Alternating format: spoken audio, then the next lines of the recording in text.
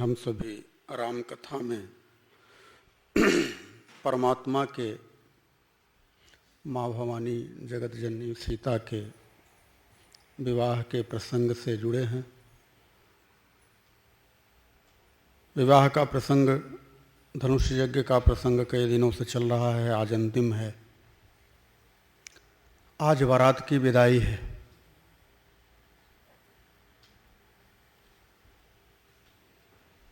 बारात की विदाई से तात्पर्य, हम सभी के यहाँ तो बारात एक दिन के लिए आती है, मेहमान का स्वागत करते करते ऐसा लगता है कि कब बारात चली जाए।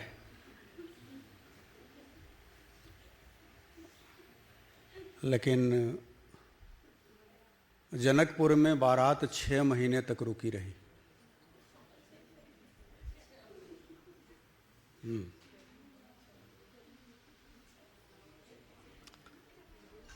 गोस्वामी महाराज जी कहते हैं कि 6 महीने तक बारात रुकी रही और लोग जब जाने की बारी आई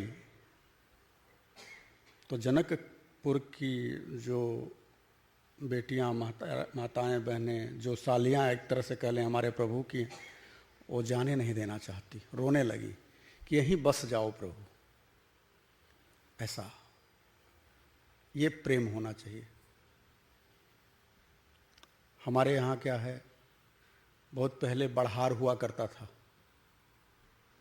आज के 30-40 साल पहले मुझे लगता है ना, 30 साल पहले ऐसा था। लेकिन अब तो बड़हार की बात छोड़िए, शाम को बारात में आएंगे और तुरंत घर के लोग 4-6-10 लोग बच जाते हैं।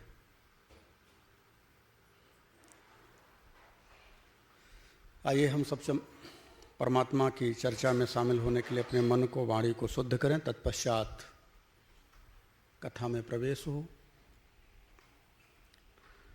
श्री कृष्ण गोविंद हरे मुरारे, हे नाथ नारायण वासुदेव।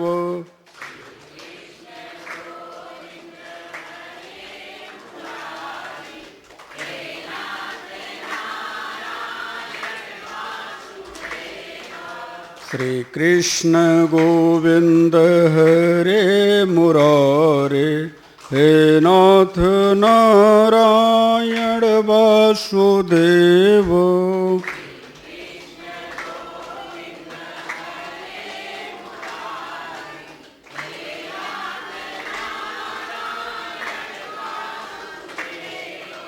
मुकुंद माधव मोहन मुरारी, हे नाथ नारायण वासुदेव।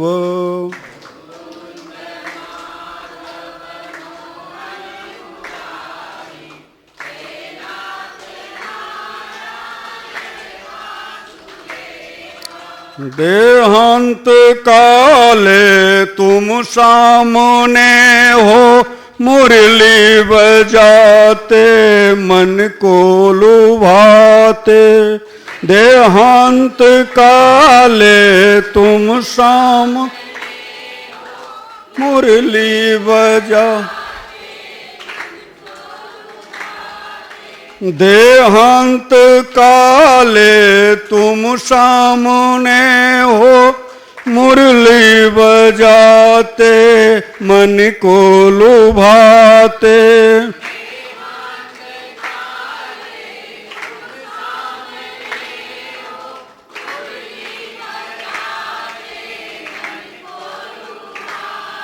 यही गीत गाते मैं तन नाथ त्यागूं, गोविंद दामोदर माधवेति।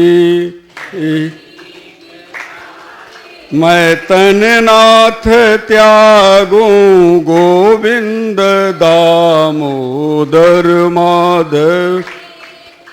श्री कृष्ण गोविंद हरे मुरारे, हे नाथ नारायण मा। श्री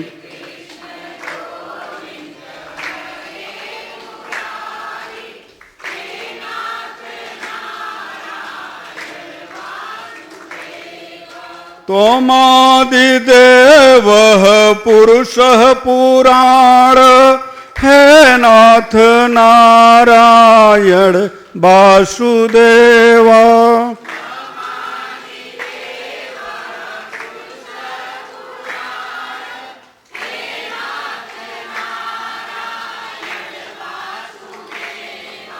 त्वमस्य विश्वस्य परं निधानं हे नाथ नारायण वासुदेव।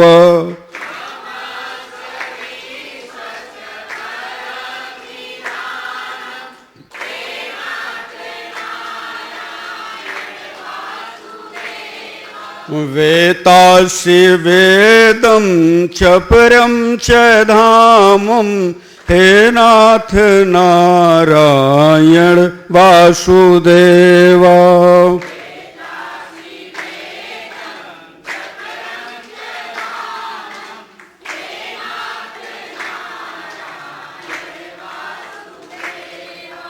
तोया ततः विश्वमनन्तरूपं हे नाथ नारायण वासुदेवा।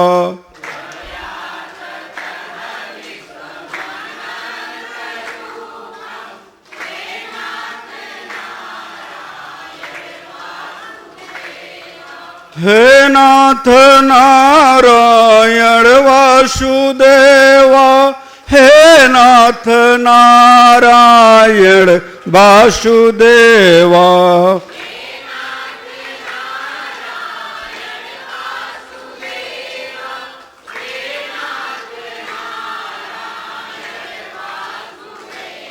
यही गीत गाते मैं तन नाथ त्यागूं हे नाथ नारायण वासुदेव।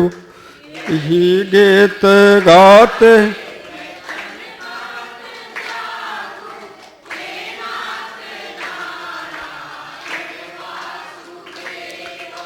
गोविंद मेरी यह प्रार्थना भूलूं नहीं नाम कभी तुम्हारा। गोविंद मेरी यह प्रार्थना भूलूं नहीं नाम कभी तुम। निष्काम होके मैं दिन रात गाऊं हे नाथ नारायण वासुदेवा। निष्काम होके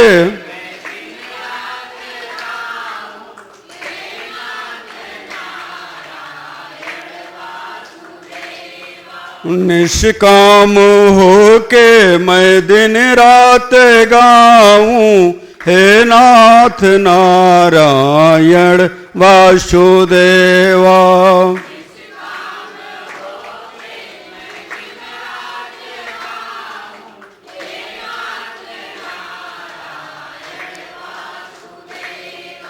श्री कृष्ण गोविंद हरे मुरारे हे नाथ नारायण वासुदेवा।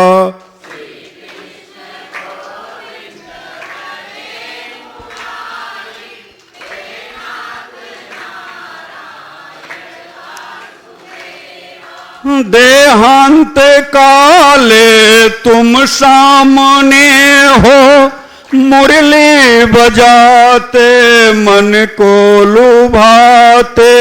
देहांत काले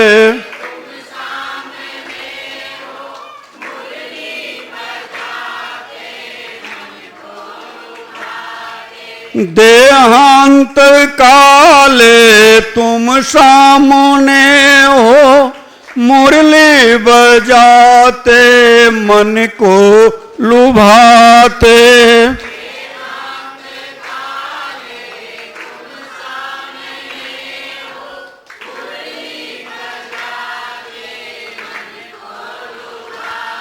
यही गीत गाते मैं तन नाथ त्यागूं हे नाथ नारायण वासुदेव।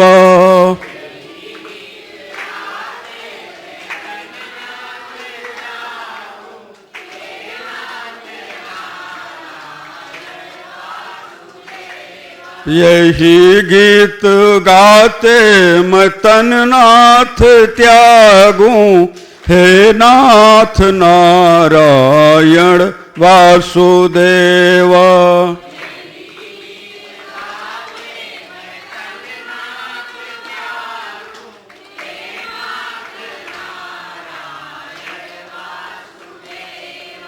गोविंद मेरी यह प्रार्थना है, भूलो नहीं नाम कभी तुम्हारा।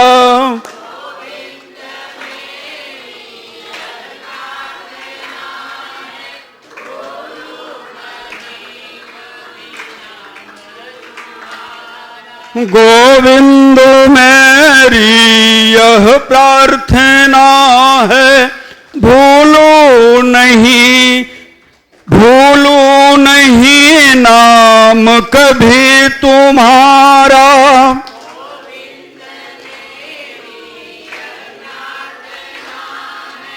भूलो नहीं नाम कभी,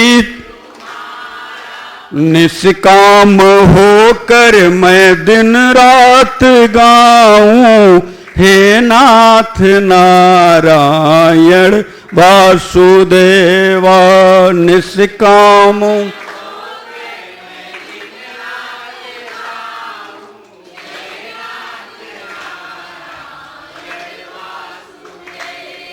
निष्काम होके मैं दिन रात गाऊं, हे नाथ नारायण वासुदेवा।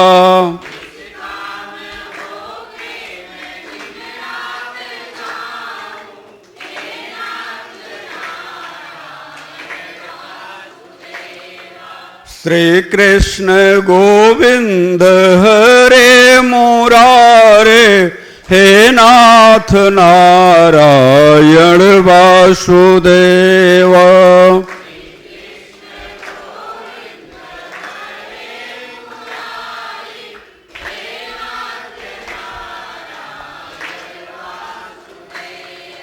हे नाथ नारायण वासुदेवा, हे नाथ नारायण वासुदेवा।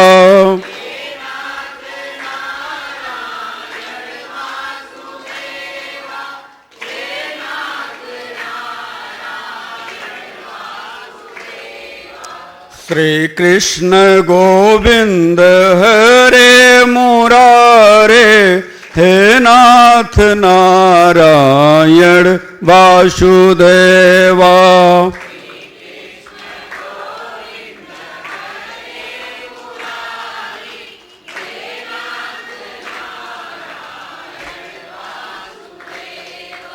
निष्काम होके मैं दिन रात गाऊं, हे नाथ नारायण वासुदेवा।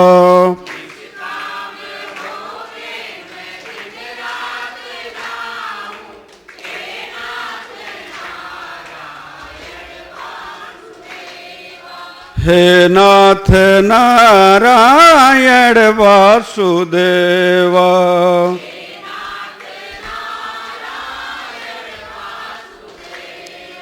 हे नाथ नारायण वासुदेवा।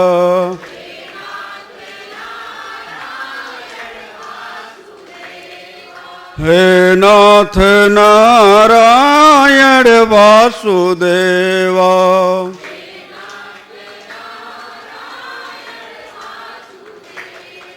जय जय राम कथा, जय सिया राम कथा, जय जय राम।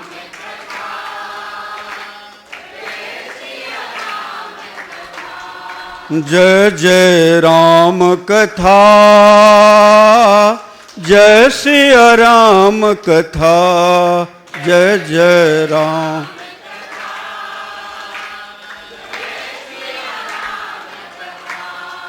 इसे श्रवण कर मिट जाती है, इसे श्रवण कर मिट जाती है, सौ जन्म जन्म की व्यथा, जय जय राम कथा, जय श्री राम कथा, जय जय।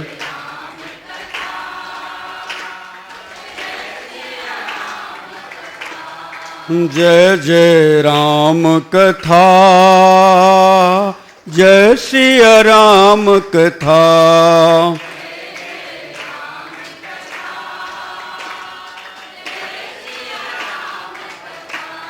राम कथा कलिका मद गाई, राम कथा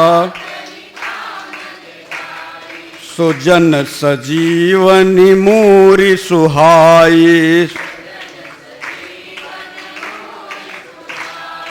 राम कथा कलिका मद गाई,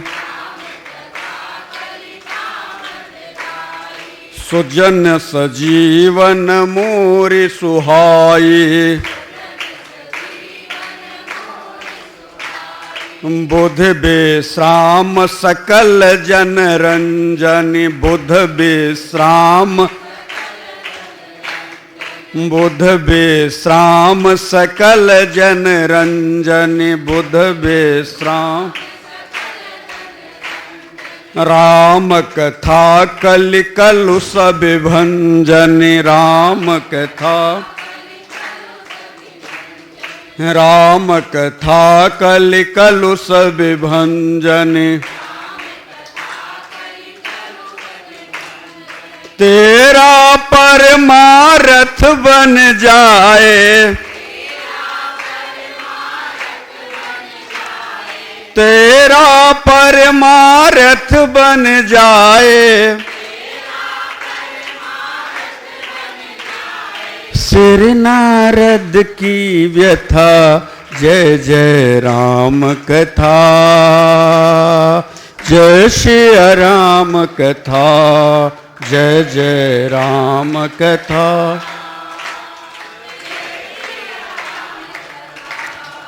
इसे श्रवण कर मिट जाती है, इसे श्रवण कर मिट जाती है, सौ जन्म जन्म की व्यथा, जय जय राम कथा, जय श्री राम कथा, जय जय।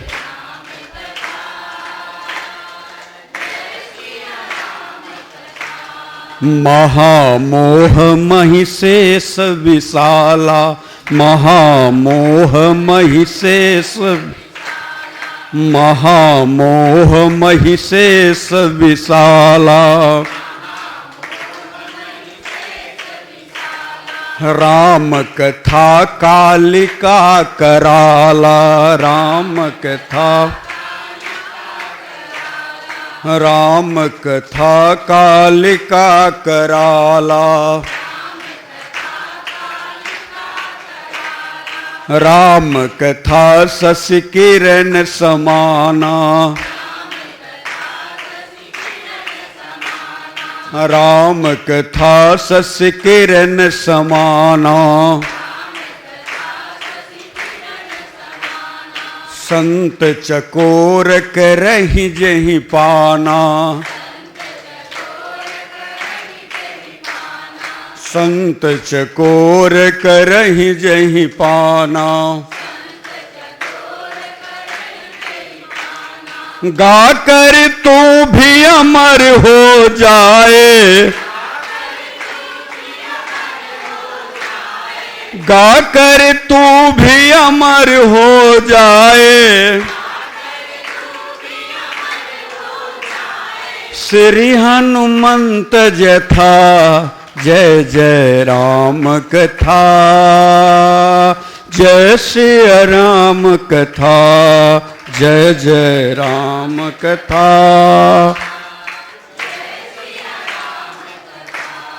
इसे श्रवण कर मिट जाती है, इसे श्रवण कर मिट जाती है, जन्म जन्म की व्यथा जय जय राम कथा, जय श्री राम कथा, जय जय।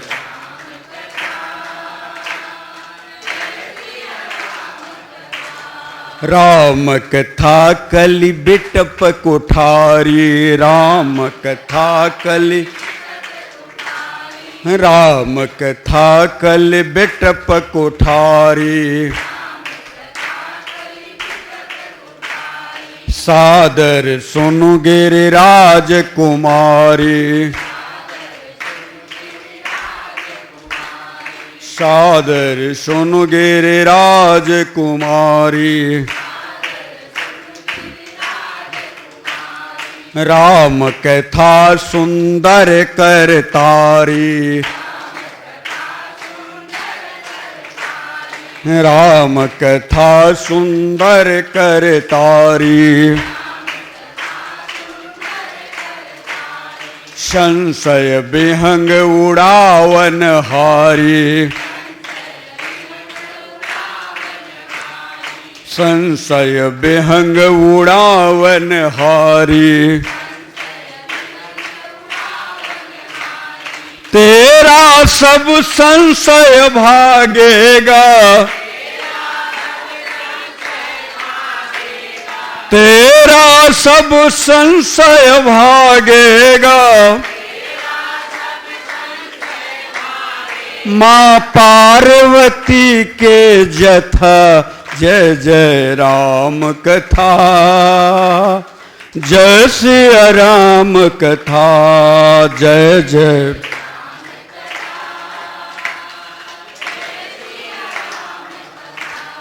जय जय राम कथा, जय श्री राम कथा।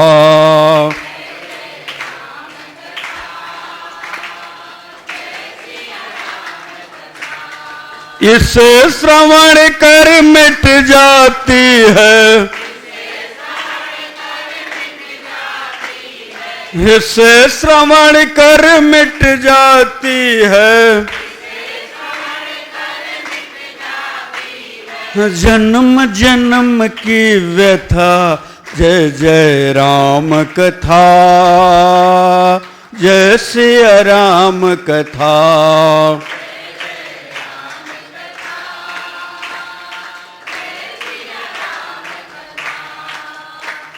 सुनहु तात जेहि कारण आयऊ, सुनहु तात,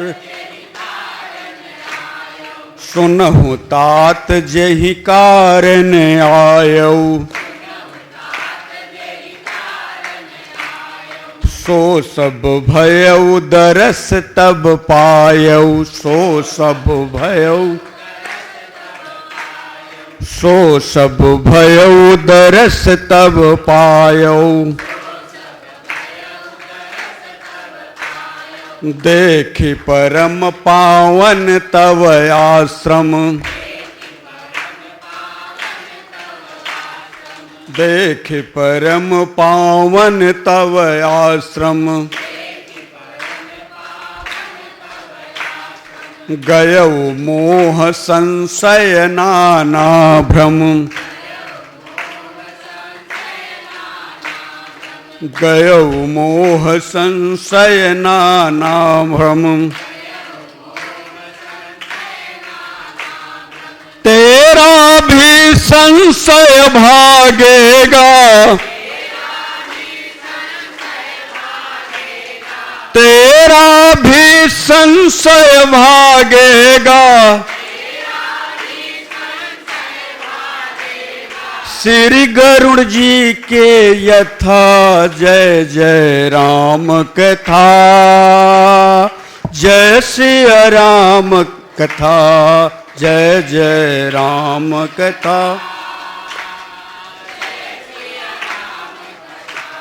इसे श्रवण कर मिट जाती है, इसे श्रवण कर मिट जाती है, जन्म जन्म की व्यथा, जय जय राम कथा, जय सिया राम कथा, जय जय।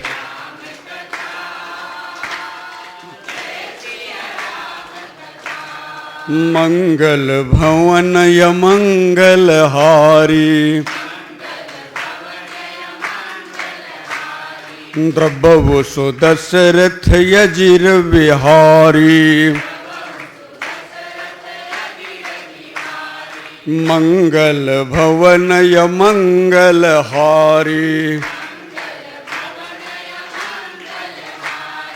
उमा सहित जहि जपत पुरारी।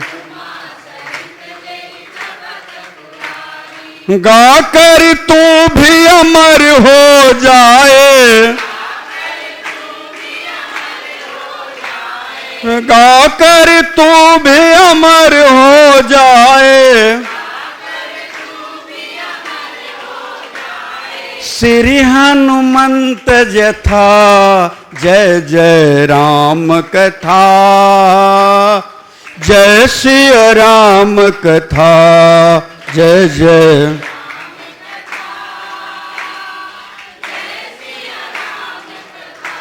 जय जय राम कथा, जय सिया राम कथा।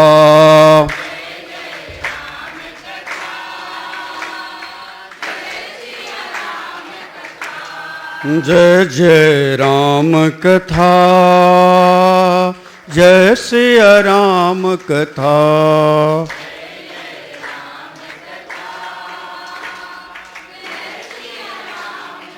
बोलो अनंत कोटि ब्रह्मांड नायक परम तत्व परमात्मा की। सच्चिदानंद रूपाय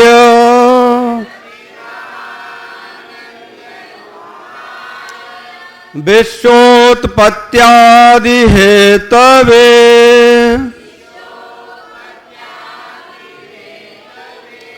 तापत्रय विनाशाय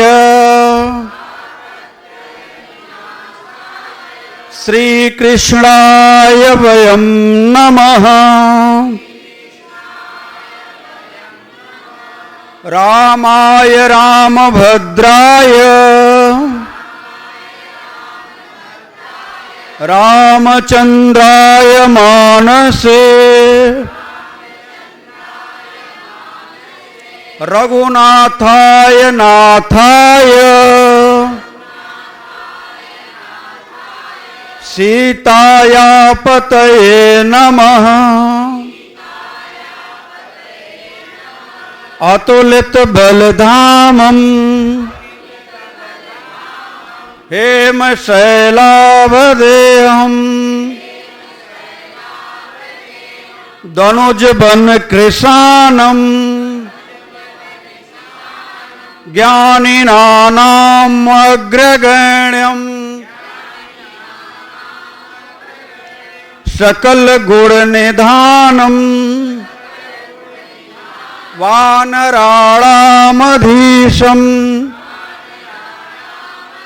रघुपति प्रिय भक्तम् वात जातम् नमामि वात जातम् नमामि वात जातम् नमामि।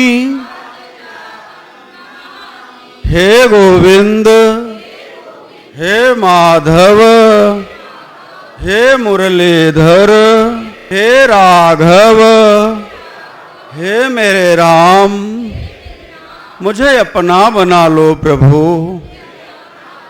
मुझे अपना बना लो प्रभु, मैं आपका ही हूँ प्रभु, मैं आपका ही हूँ प्रभु, मुझे अपना बना लो प्रभु, मुझे अपना बना लो प्रभु, मुझे अपना बना लो प्रभु। हरि ओम तत्सत।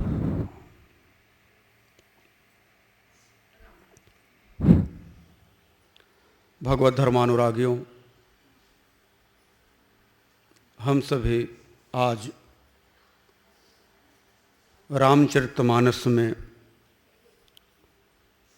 माँ सीता, प्रभु राम, जगतपति जगत नियंता जगदीश अकारण करुणा वरुणालय मर्यादा पुरुषोत्तम राम के इस भौतिक जगत में आने पर लौकिक विवाह की चर्चा कर रहे हैं। विवाह संपन्न हुआ तो जितने बाराती थे उसमें कुछ हमारे प्रभु की उम्र के थे, राम लक्ष्मण भरत शत्रुघ्न जी की उम्र के थे। तो बारातियों की संख्या सैकड़ों में नहीं हजारों में थी। तो लोग आपस में मंत्रणा करने लगे, विचार करने लगे कि विश्वामित्र हम लोगों को भी क्यों नहीं लेकर के गए, हमको भी लेकर के गए होते, हम लोग भी राक्षसियों को मारते, राम के पीछे पीछे उनका सहयोग करते तो हमारा भी काम हो जाता, जनकपुर आने के बाद हमारा भी विवाह हो जाता। और राम हृदय सबके गति जानी, राम सभी के हृदय की गति को जानते हैं। प्रभु ने ऐसी लीला रची कि जनकपुर में जितनी बेटियां थीं और अवध से जितने बेटे गए थे, बारी बारी से रोज सबका विवाह होने लगा।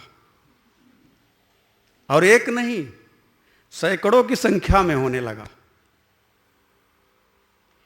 अब रोज विवाह, रोज मालपुआ कटे, कहीं यहां कहीं वहां कहीं। अब बराती तो बराती, खाने को मिल जाए तो फिर घर की काहे को सुध लगे। बारात एक की आई राजा दशरथ की और विवाह हजारों का हुआ। इसलिए इस विवाह को हमारे सनातन धर्म में बड़ा दिव्य विवाह माना जाता है कि भाई दुल्हा एक का वर्ण करने के लिए एक दुल्हा वहां उपस्थित था। मान लेते हैं एक ने धनुष तोड़ा, 2 दुल्हे उपस्थित थे, लेकिन 2 अवधपुर से और आ गए, अब 4 दुल्हे हो गए। अब 4 के 40,000 हो जाएं तो भाई विवाह तो अच्छा है। तभी तो वहां की कुंवारी जो लड़कियां थी, ऐसा कहा जाता है, मानस की बात नहीं है, मानस में इस चीज को नहीं कहा गया। संत कहते हैं कि वहां की जो कुंवारी लड़कियां थी और यहां के जो कुंवारे वर थे, राम जी सीता जी से जैसे मिले थे उसी तरह से एक दूसरे का लोगों ने आंतरिक वर्ण कर लिया और अपने अपने पिताजी से बेटे भी और बेटियां भी कहने लगे कि मेरे लिए वो वर उपयुक्त है, मेरी शादी करा दो। ऐसा। और आप विचार करिए कि मर्यादा के विहीन नहीं था। मर्यादित होकर के बेटियां भी, मर्यादित होकर के बेटे भी अपने अपने पिता से चर्चा करते हैं और पिताजी लोगों के मन में प्रभु का प्रेम जो है, इस कारण से सभी समधी बनने के लिए तैयार हैं। क्यों? क्योंकि उन्होंने दशरथ जी को समधी बनते हुए देखा तो मन में समधी बनने की लालसा जग गई। और भगवान तो जब लक्ष्मण जी के लालसा को पूरी कर सकते, नाथ हृदय लालसा, नाथ लखन लालसा बिसेखी, ऐसा रामचरितमानस में है। चौपाई भगवान राम अपने गुरु जी से, विश्वामित्र से कह रहे हैं कि जाय जनकपुर आई देखी। तो लालसा जब अंतर हृदय में आई तो राम जी लक्ष्मण जी के साथ चले गए जनकपुर दिखाने के लिए। और लालसा जब वहां गए हुए राजा दशरथ को देख करके बारातियों के मन में आई समधी बनने की, तो उनके मन की भाव को समझ करके उनके बेटों के मन में विवाह करने की लालसा उत्पन्न कर दी और हजारों की संख्या में दुल्हा दुल्हन तैयार हुए। शादी हुई 6 महीने तक। अवध जनकपुर हो गया और जनकपुर ऐसा हो गया कि जनकपुर से अब बारात वापस आनी चाहिए, लेकिन किसी को न समय का, न दिन का, न टाइम का भान है कि हम लोगों को इतना दिन आए कैसे हो गया, हमको अपने घर भी चलना चाहिए।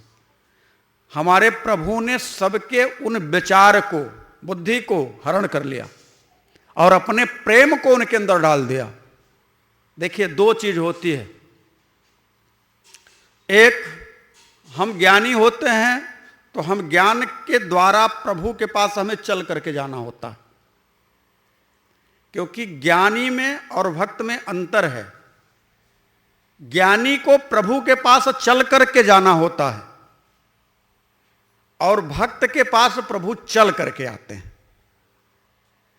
तो अवध के वासी भक्त हैं और इधर मिथिला के वासी भी भगवान के भक्त हैं। ज्ञानी सिर्फ एक हैं और वह ज्ञानी जो है विदेह हैं राजा जनक। बाकी के इधर भी भक्त हैं और उधर भी भक्त हैं। तो जब भक्त हैं तो भक्त के मन को, भक्त के बुद्धि को भगवान ले लेते हैं, लेकिन ज्ञानी को, बुद्धि को और ज्ञानी के मन को भगवान लेते नहीं। उनसे कहते हैं आप मुझे दो, क्योंकि आपके मन में तर्क वितर्क कुतर्क चलेगा, तो आप अपनी बुद्धि, अपना मन मुझे दो। मैं अर्पित मनोबुद्धि, मैं अर्पित मनोबुद्धि मामे वैश्य संशय, तब तू मेरा होगा, इसमें संशय नहीं है। कब? जब तुम अपने मन और बुद्धि को हमें दे दोगे तब। लेकिन भक्त क्या करता है? भक्त की एक परिभाषा है, तुम ही निवेदित भोजन करही, तुम ही निवेदित भोजन, तुम ही निवेदित भोजन करही, तुम ही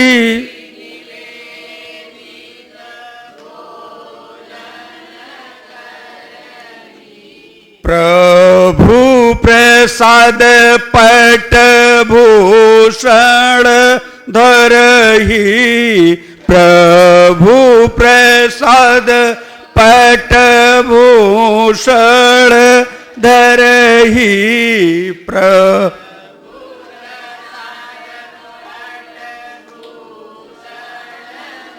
भक्त का सबसे बड़ा कार्य है कि वो खुद को, अपने आप को निवेदित कर देता है।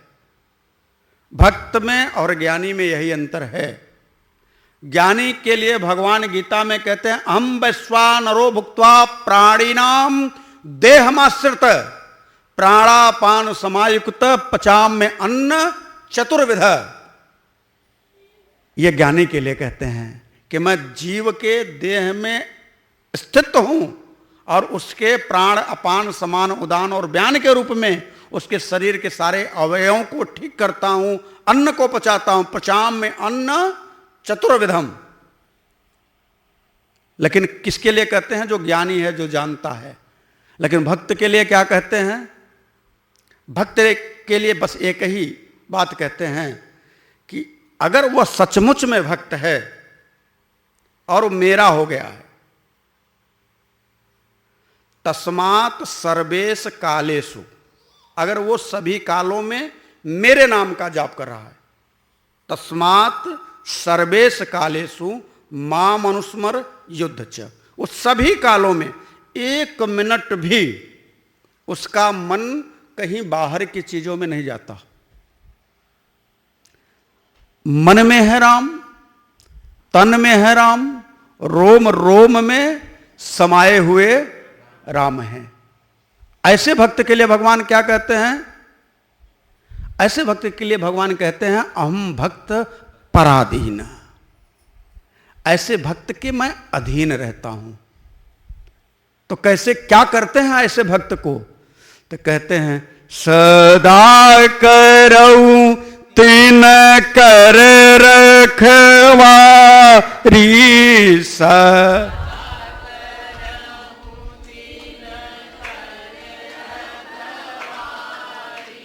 सदा करऊं तीन कर रखवारी।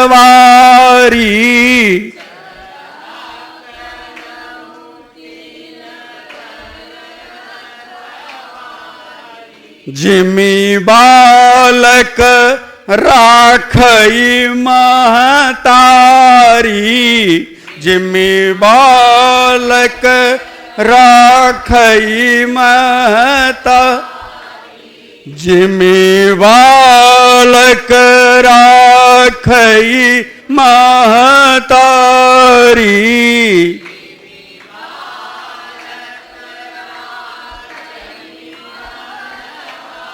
परमात्मा कहते हैं जो मेरा भक्त है मैं उसकी हर क्षण हर पल, जिसने मुझे अपने आप को सौंप दिया है, उसकी हर पल हर क्षण मैं देख रेख करता हूं। आज अवध के भक्त, अवध के सखा राघव को अपने आप को सौंप चुके हैं और अवध के सखा के साथ साथ मिथिला की सखियां राघव के रूप सौंदर्य को देख करके मंत्र मुग्ध होकर के उनकी लीला का गान यहां तहां यत्र तत्र सर्वत्र कर रही हैं। परिणाम क्या होता है? अवध के बालक, मिथिला की बालिकाएं, दोनों को परस्पर परमात्मा के प्रेम ने एक कर दिया। अब वहां से सिर्फ 4 डोली नहीं उठी है, हजारों डोलियां उठी हैं। और जब डोलियां चली हैं तो क्या कहूं, उसका वर्णन तो स्वयं ब्रह्मादिक देवता भी नहीं कर पाते। लेकिन डोली उठने के पहले हम इस प्रसंग को कहना तो नहीं चाह रहे थे, पीड़ा होती है, टालना चाह रहे थे, लेकिन मन कर रहा है, आदेश आ रहा है कि नहीं कह लो, सुना लो इस प्रसंग को। 4 बेटियां अपने रनिवास में हैं। मां सीता के पास में बहुत सारी सखियां खड़ी हैं। 16 श्रृंगार मां सीता के लिए जो किया गया है वह फीका है मां के सौंदर्य के सामने। मां का सौंदर्य इतना दिव्य है कि वह श्रृंगार जो हुआ है वो श्रृंगार मानो मां के रूप सौंदर्य के शोभा के कारण शोभा पा रहा है। शब्द पर ध्यान दीजिएगा, मां के रूप सौंदर्य की शोभा के कारण वह 16 श्रृंगार शोभा पा रहे हैं। उन श्रृंगार के कारण मां की शोभा नहीं है। ऐसे दिव्य अलौकिक स्वरूप मेरी मां का है। विदाई का समय आ गया। अचानक मंत्री ने जाकर के राजा जनक से कहा कि अरे वैदेही को अब जाना है, शुभ मुहूर्त आ गया।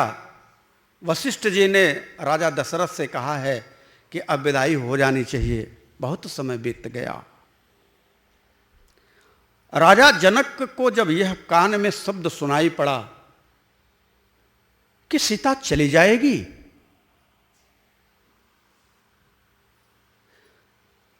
अधीर हो उठे, व्याकुल हो गए। यह कैसे हो सकता है? सीता तो मेरी प्राण है और तन से अगर प्राण ही चला जाएगा तो फिर इस तन की क्या आवश्यकता है। एक बात कहूं, हर पिता के साथ में वो दिन जरूर आता है जब उसकी बेटी विदा होकर के घर से निकलने लगती है।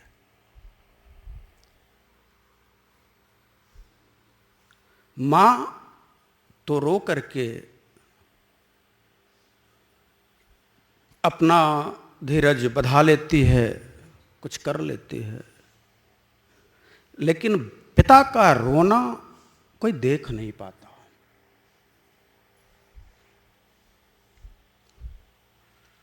वो अंदर रोता है।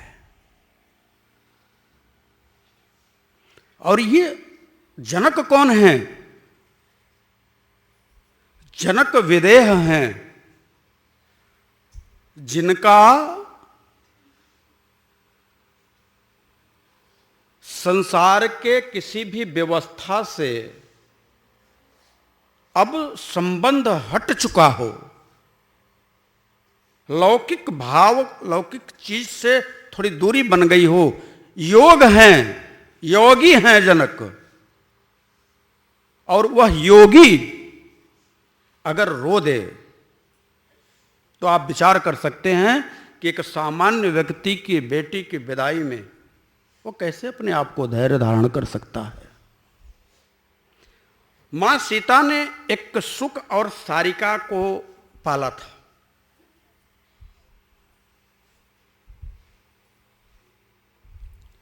एक तोता था, एक तोती। दोनों को सोने के पिंजड़े में मां सीता ने पाल रखा था।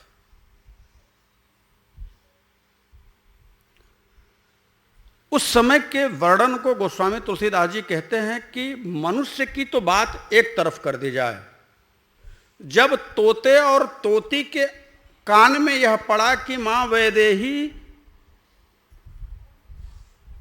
जाने वाली हैं, वो दोनों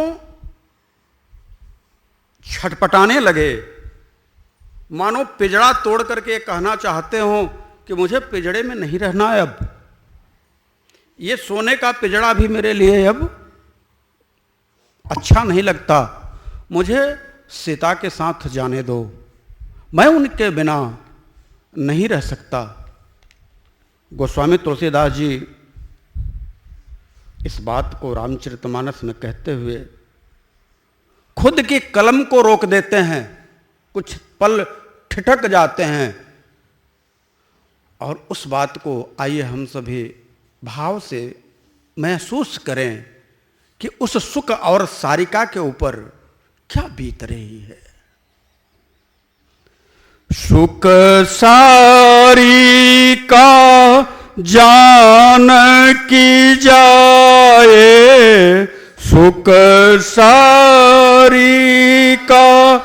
जान की जाए, कनक पिंजरा ही राखी पड़ाए,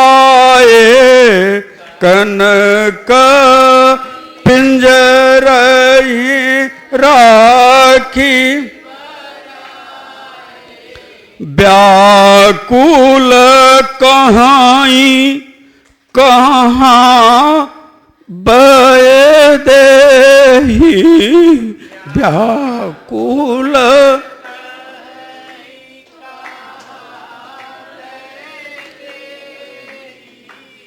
व्याकुल कहाई कहाँ बये देही,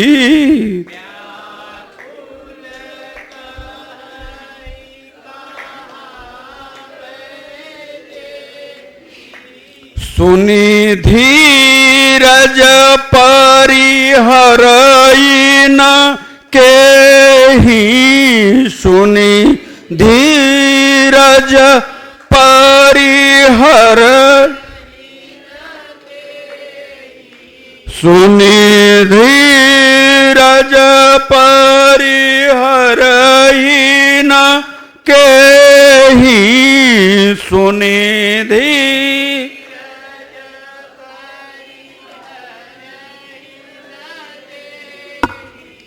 भयउ बिकल खग मृग यहि भांति, भयउ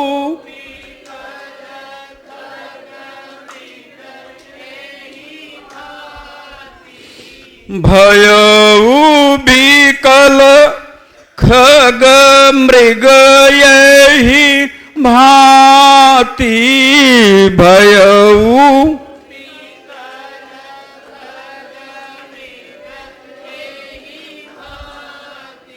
मनुज दशा कैसे कही जाती, मनुज दशा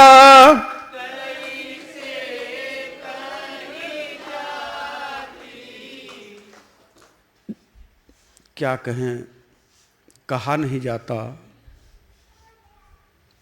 रीति है, निभाना पड़ता है। यही कारण था कि हम राम कथा में इस भाव को जल्दी कहना नहीं चाह रहे थे। अंदर से दर्द होता है, पीड़ा होती है। जब खग मृग तक व्याकुल हो उठे हों, जरा उस समय सोचिए कि मनुष्यों की क्या स्थिति रही होगी। जब सुख सारिका व्याकुल हो उठे हों, उस समय जरा सोचिए कि मिथिलापुर के लोगों की दशा कैसी रही होगी। और यह दशा एक की नहीं, अपने अपने बेटियों की विदाई को भूल गए। जब मां सीता की विदाई की बात आई तो अपने अपने बेटियों की विदाई को मिथिलापुरवासी भूल गए। और सुना तो ऐसा जाता है कि लोगों ने कहा या तो हम सभी अवधपुर हो जाएं या अवधपुर वाले मिथिला में हो जाएं। ये दर्द नहीं सहा जाता। उसी समय राजा जनक बेटी सीता के पास आते हैं।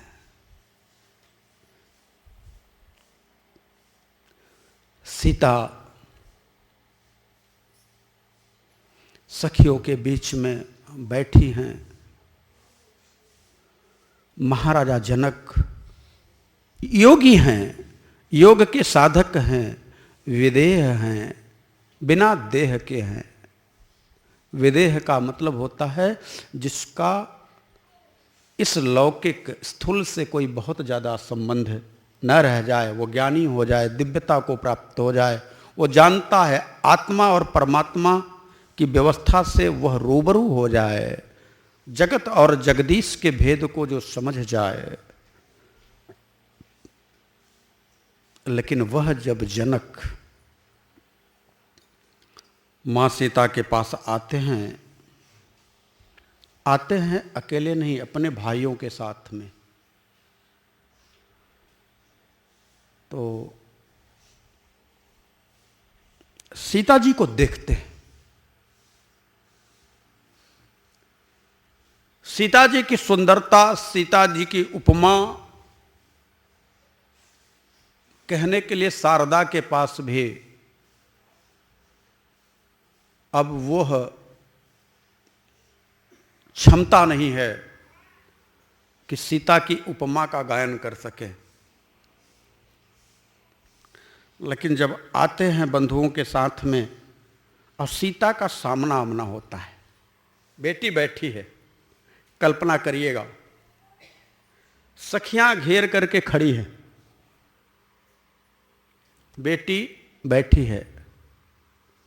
सुनैना ने जब देखा कि महाराज आ रहे हैं, थोड़ा हट गई। हो सकता है ये पिता हैं। हम जो कुछ न कह पाए हों वह ये बेटी से कहना चाहते हो, अथवा हो न हो कोई ऐसी बात हो जो मुझ धर्म पत्नी से न कह करके वो डायरेक्ट अपनी बिटिया से कहना चाहते हो, इसलिए हमें वहां से थोड़ा हट जाना चाहिए।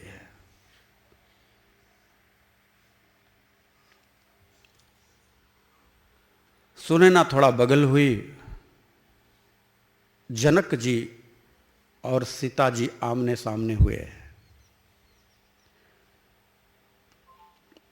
ऐसा कहा जाता है कि सीता जी ने जब जनक जी को देखा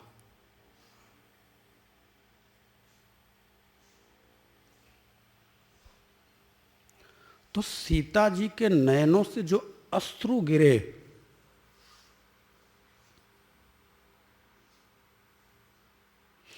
उन्हें पृथ्वी पर जनक जी ने पड़ने नहीं दिया। संत कहते हैं कि जब सीता जी के अश्रु गिरे तो जनक जी ने उन अश्रुओं को अपने कंधे पर ले लिया।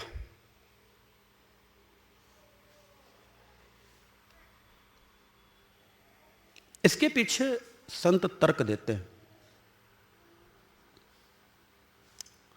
तर्क यह देते हैं कि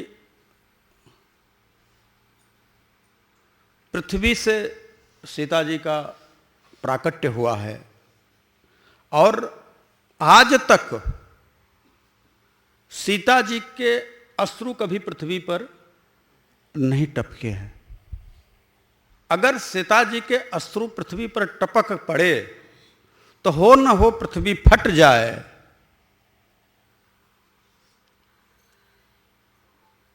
और सारा खेल बिगड़ जाए, सीता समाहित हो जाए, क्योंकि मां अपने आंचल को फैला देगी।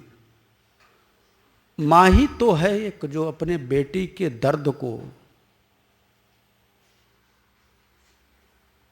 महसूस करती है, हृदय से महसूस करती है। और पिता तो चट्टान की तरह उस दर्द को अपने सीने में समेट लेता है। पिता रोता नहीं, अंदर से रोता है। मां रो करके अपने आंचल को फैला देती है। लेकिन यहां पर एक बड़ी आश्चर्यजनक बात है। यहां पर हमारे विदेह कहे जाने वाले राजा जनक रो देते हैं। बाबा मानस में लिखते हैं, सिय बिलो की धीरता भागी, सिय बिलो की धीरता भागी, रहे कहावत परम विरागी, रहे कहावत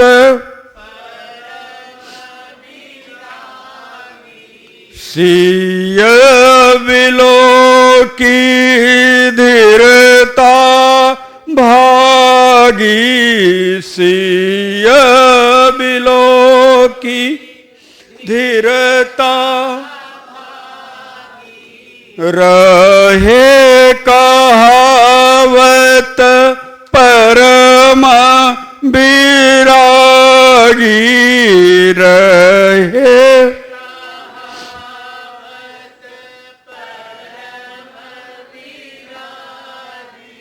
लीन रायऊर लाई जानकी, लीन रायऊर लाई जानकी, मीठी महा मर जाद ज्ञान की, मीठी मां मर जाद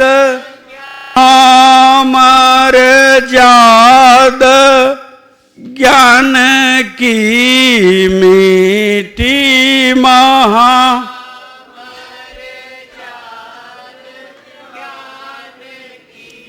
समझावत सब सचिव सयाने, समझावत सब सचिव, समझावत सब सचिव सयाने,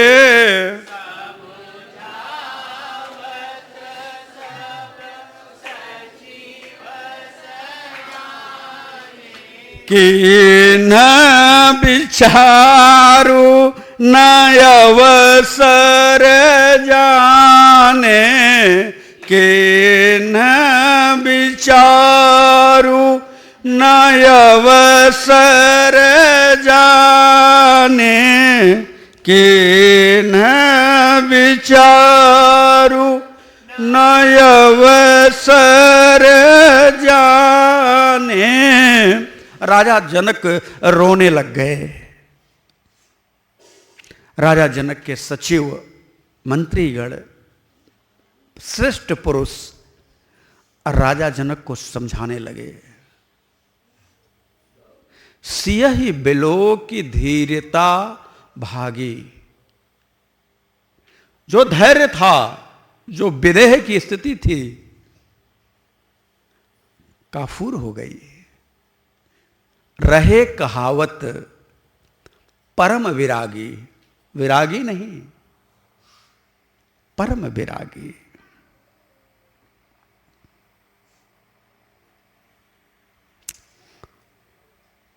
समझाने बुझाने के बाद चारों डोली उठी, हजारों डोली उठी, पुनः मिथिला से अवध की ओर। रास्ते में जब कहार लेकर के चलने लगे तो छोटे मोटे जो देश पड़ते थे वहाँ के राजाओं को राजा जनक ने कह रखा था कि हमारे समधी को रास्ते में किसी भी प्रकार की कोई दिक्कत ना हो। बराती गए थे जितने, उसके 1.5 दुगने तो वापस आने लगे। एक को लेकर के एक आ रहा है तो संख्या ज़्यादा हो गई। हर जगह पे राजाओं को आदेश दिया। चक्रवर्ती सम्राट हैं महाराजा दशरथ, उधर जनक ने भी निवेदन किया था। जिन जिन देश से होकर के, जिन जिन प्रदेश से होकर के जैसे जैसे गुजर रहे थे, वहाँ के लोग, नर नारी पुरुष स्त्री, सब लोग कह रहे थे, अरे भाई, क्या पूरे अवध का विवाह मिथिला में होने गया था या सिर्फ राम जी का विवाह मिथिला में होने गया था? लोग समझाते रहे, होने तो गया था राम जी का ही विवाह, लेकिन मिथिला की सेवा, मिथिला के लोगों का प्रेम इतना दिव्य है कि हम सबों ने अपना समधियान बनाना उचित समझा। किसी बहाने राजा दशरथ के साथ कभी न कभी हम लोग भी मिथिला जनकपुर जाएंगे। बारात धीरे धीरे रुकते रुकते अब अवध के नगर में प्रवेश किया। अवध में बहुत दिनों से सजावट चल रही थी। ऐसे कहा जाए तो पहले अवध में महाराजा दशरथ का महल सजाया गया, रनिवास सजाए गए। फिर जैसे जैसे सूचना मिलती थी, अरे मंत्री जी के बेटे का भी विवाह हो गया है, सचिव जी के बेटे का भी विवाह हो गया है, जैसे जैसे सूचना मिलती थी वैसे वैसे उन सबों के भी महल और घर सजाए जाने लगे। संत कहते हैं कि पूरी अवध नगरी को सजा दिया गया। ऐसा दिव्य उस समय का माहौल है। ये पता ही नहीं है भाई, गांव में किसी एक के यहाँ जब बारात आती है या जाती है तो उसी के घर को सजाया जाता है। अगर पूरे गांव को ही सजा दिया जाए तो पता ही नहीं चलेगा। जनकपुर से आने वाले कहार भ्रमित हो गए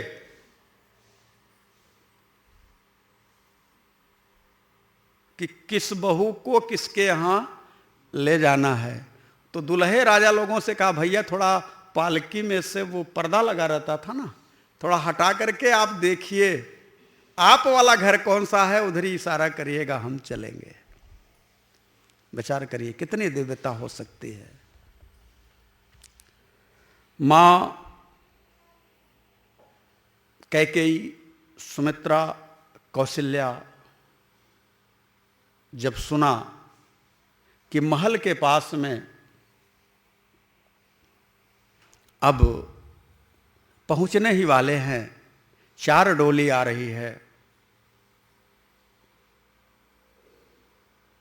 खाली चारों डोली को देखा।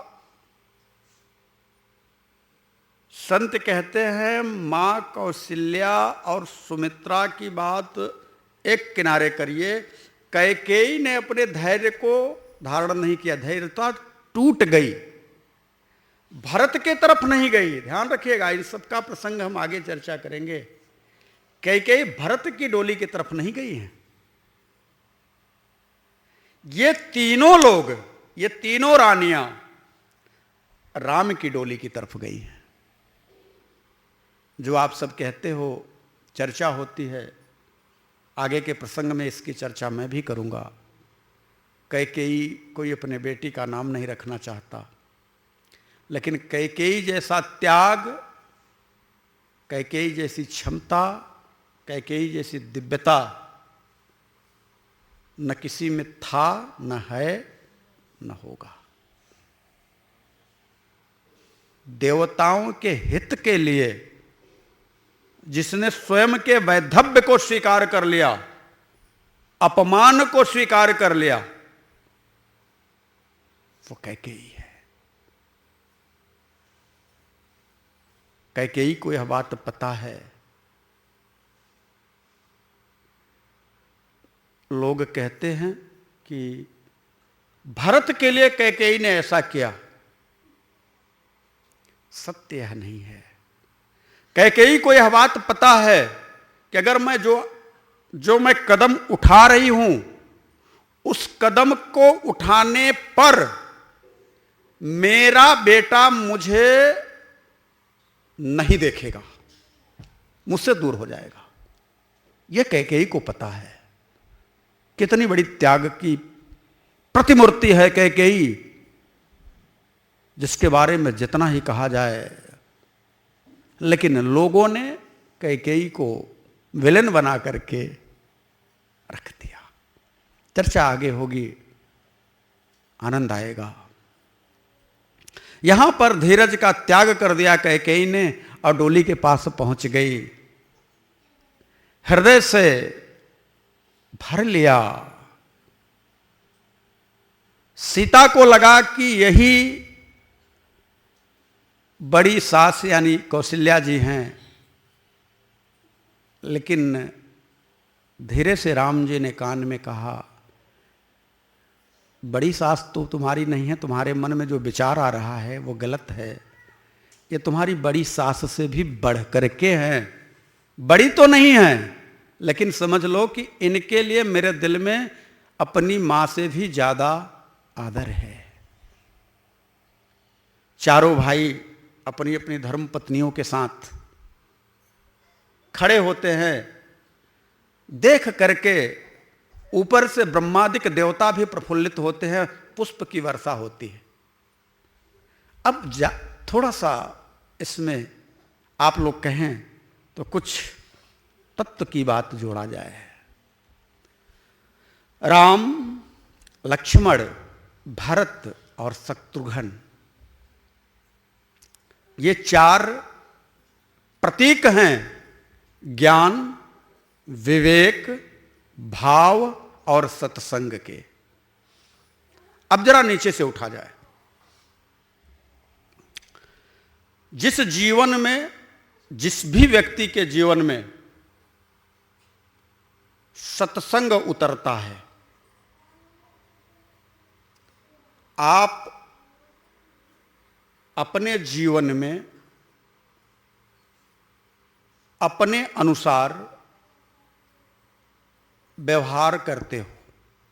आपका वह व्यवहार, आपके द्वारा किया गया वह व्यवहार लोगों के लिए कभी कभी दिशा अवलोकन का कार्य करता है, प्रेरणा देता है, और कभी कभी वह दृष्टांत देता है कि देखो ना उसने ऐसा गलत काम किया तो उसका ये हो गया। तो वो दृष्टांत भी देता है और कभी कभी प्रेरणा भी देता है कि देखिए उन्होंने इतना अच्छा काम किया, वो ऐसे आगे बढ़ गए। दोनों बातें आपके ही जीवन से शुरू होती है।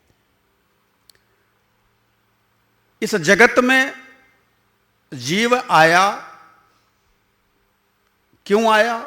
शिव से मिलने के लिए, उस परम से मिलने के लिए। माया के प्रपंच में पड़ करके वो भूल गया। आते ही बोला कहां कहां कहां, हम कहां आ गए, पहला। दूसरा, भगवान से अपने मां के उदर में प्रार्थना कर रहा था कि प्रभु मुझे प्रसूति वायु के वेग से बाहर निकाल दो। अब मैं जब बाहर निकलूंगा तो खाली आपका ही नाम लूंगा, आपके नाम के अलावा कुछ भी नहीं लूंगा। मैं आपसे वादा करता हूं, आपके नाम के अलावा मैं किसी का नाम नहीं लूंगा, आपकी सेवा के अलावा मैं किसी की सेवा नहीं करूंगा, आपके कीर्तन भजन सत्संग के अलावा मेरा कहीं नेत्र मन नहीं लगेगा।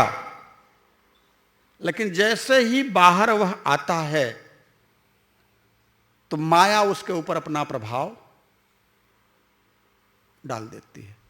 बाबा मानस में कहते हैं, भूमि परत डाबर पानी, भूमि परत डाबर पानी, जिमि जी वही माया लपटानी, जिमि जी वही माया लपटानी।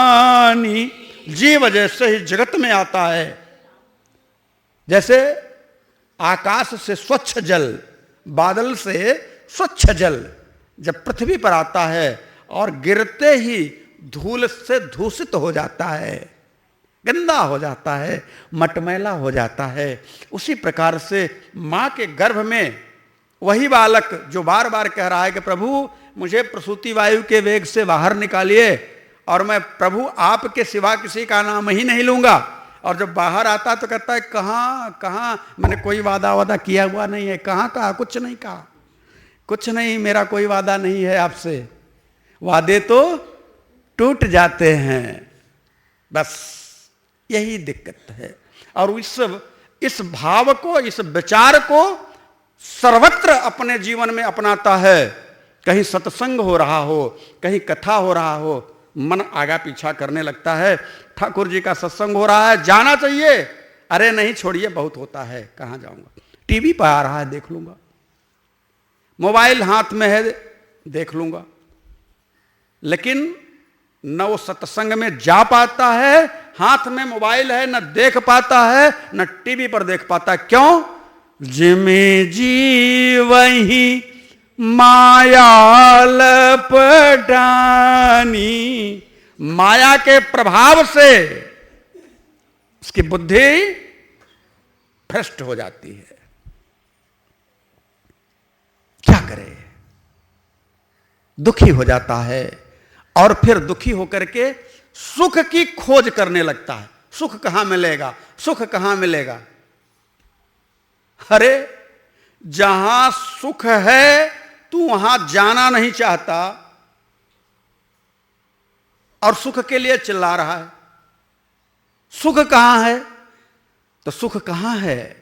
जो आनंद सिंधु सुख राशि, जो आनंद सिंधु सुख राशि, श्री कर त्रे त्रयलोक सुपासी श्री करते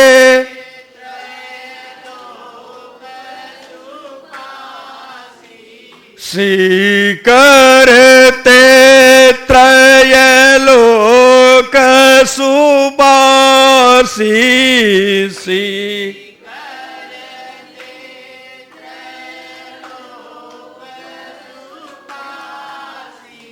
सो सुख धाम रामयस नाम सो सुख धाम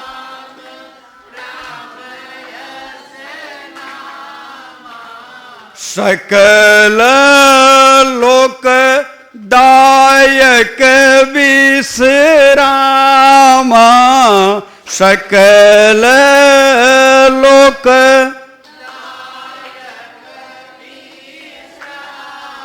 सुख कहाँ है? उसी राम के लिए अगर आप थोड़ा सा अपना समय निकाल लो तो वहीं पर सुख है। सुख कहाँ है? सत्संग के लिए थोड़ा सा समय निकाल लो, वही सुख है। लेकिन न राम के लिए आपके पास समय है, न सत्संग के लिए समय है। सत्संग की बात तो छोड़िए, दो जीवन में है, एक कथा है, दूसरी व्यथा है। हम दूसरे की व्यथा बड़े मन से सुनते हैं। एक बहन दूसरे बहन से शुरू होती है अपनी व्यथा सुनाने, घंटों बीत जाता है, बड़े मन से सुनती रहती हैं। लेकिन अगर वही राम कथा सुननी हो तो मन चंचल हो जाता है। आज मैं वही तत्व की बात आप सबसे शेयर करना चाहता हूं, जोड़ करके कहना चाहता हूं। बाबा, यह जब जीवन में सत्संग उतरे तो सत्संग ही शत्रुघ्न है। सत्संग कौन है? शत्रुघ्न है। और जब शत्रुघ्न यानी सत्संग जीवन में उतरा तो परिणाम चाहते हो आप? तो कहते हो ना, एक सज्जन गए संत के पास, उन्होंने कहा कि महाराज जी एक बात बताइए, राम राम आप कहने के लिए कहते हो, तो राम राम कहूंगा तो क्या मिलेगा? तो गुरुजी ने पूछ दिया, अच्छा बीड़ी पीते हो? बोले हाँ। कहे क्या मिलता है? सुरती खाते हो? बोले हाँ। कहे क्या मिलता है? कहीं तो हमने सोचा ही नहीं। बीड़ी पीते हैं, सुरती खाते हैं, उल्टे व्यसन अपनाते हैं, क्या मिलता है? नहीं समझ में आया। लेकिन राम नाम कहूंगा तो क्या मिलेगा, ये जब तक नहीं बताएंगे तब तक राम नाम कहने वाला मैं नहीं। यह स्थिति है, ये मन है। ये जो मेरा मन है ना, बहुत चंचल है। इसकी चंचलता इतनी है कि जीव इस मन से कभी अपने आप को छुड़ा नहीं पाता। इसको कोड़ा चाहिए, इसको पीटने के लिए कोड़ा चाहिए। मुझे याद आ रहा है कि एक राजा थे, उनके पास एक बकरी थी। बकरी, राजा की एक शर्त थी कि हमारी बकरी का जो पेट भर देगा उसको 10,000 स्वर्ण मुद्राएं दी जाएंगी। अब कोई भी आता, लेकर के जाता बकरी को, शाम तक खिलाता, पेट भर गया बकरी का। अब लेकर के आया राजा परीक्षण करने के लिए, हरी हरी घास जैसे ही हाथ में दिखाएं, बकरी दौड़ करके खाने लग जाए। कहें देखो कहाँ पेट भरा है। सब परेशान। एक संत के कान में यह बात गई तो वो पुरस्कार की इच्छा से नहीं, राजा को बताने के लिए बोले हम लेकर के जाएंगे और बकरी का पेट भरेंगे। संत ने उस बकरी को दिन भर हरी हरी घास खिलाई। दिन भर जब पेट भर गया, शाम का समय हुआ तो कुछ घास उन्होंने उखाड़ी और हाथ में लेकर के ऐसे बकरी के सामने किया। बकरी ने मुंह जैसे ही दौड़ाया खाने के लिए, एक डंडा खींच करके मुंह पे मार दिया। फिर हाथ लगाए, फिर बकरी ऐसे करे, फिर मारे। मारते मारते बकरी का मुंह सुजा दिया। अब ऐसे करें तो बकरी, मैं जाऊंगी तो मार खाऊंगी, अब ना खाए, फिर ले जाएं उसके पास में, फिर मार दें। अंततो गत्वा बकरी ने जान लिया कि अगर मैं घास की तरफ मुंह लगाऊंगी तो मार खाऊंगी। अब राजा के पास लेकर के गए, कहा पेट भर गया है इसका? बोले भर गया। हाँ। राजा ने घास दिखाया बकरी को। बकरी ने एक बार घास को देखा, फिर संत को देखा, कहा ना। राजा ने कहा अरे क्या बात है? नजदीक तक ले गए, बकरी ने मुंह उधर कर लिया। संत से राजा ने पूछा ऐसा क्या कर दिया आपने कि बकरी अब घास की तरफ मुंह ही नहीं लगा रही है? संत ने कहा कुछ नहीं, इसकी आदत जो हर समय मुंह मारने की है, उसी को मैंने रोक दिया है, उसी को रोका है और कुछ नहीं किया। ये मन भी हमारा बकरी है,